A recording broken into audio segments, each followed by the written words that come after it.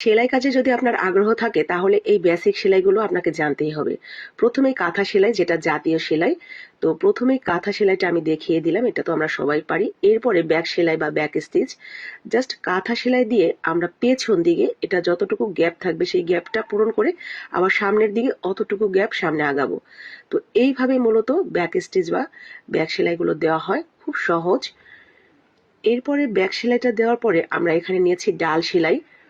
তো ডাল সেলাইটা জাস্ট এইটাও কিন্তু পেছন দিকে ঘুরিয়ে ঘুরিয়েই সেলাতে হয়। একটা সেলাই দিয়ে আবার পেছন দিক থেকে একটু সামনের দিকে নিয়ে যেই সেলাইটা আমরা দিয়েছিলাম তার মাঝ বরাবর সেলাই দিয়ে শুধু আগাতে থাকবো।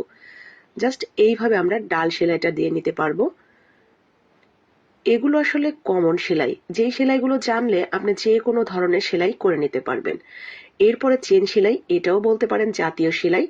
এই সেলাইটা পারে না এমন কোনো লোক নেই, তবুও আমি আপনাদের দেখিয়ে দিলাম একটু। এটা হলো চেন সেলাই।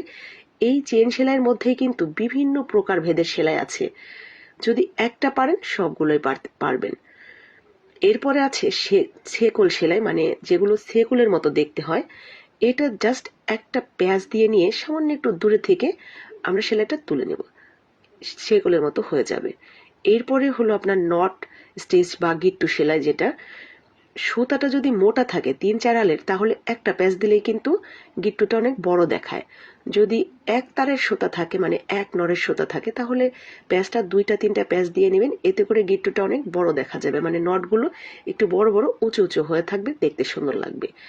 তো এই তো গেল গিট্টু সেলাই। আর এটা হলো চেন সেলাইয়েরই বাঁকা বাঁকা চেন, যেটা তো সেই বাঁকা বাঁকা চেন যেখানে শেষ হবে সেখান থেকে আবার আরেকটা বাঁকা করে ধরে সেলাই করে নিলেই হলো।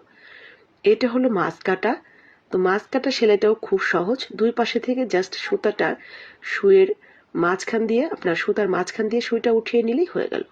আর এটা হলো বোতাম স্টিচ। তো এই তো খুব সহজে আমি আপনাদের বেসিক সেলাইগুলোর একটু ধারণা দিয়ে দিলাম। যারা সেলাই কাজে আগ্রহী তারা সেলাই করে নিতে পারবেন, এই সেলাইগুলো দেখে শিখে নিতে পারবেন। ভালো লাগলে লাইক কমেন্ট শেয়ার করে দিবেন, যাতে সবাই এই সেলাইগুলোর বেসিকটা জানতে পারে, শিখতে পারে।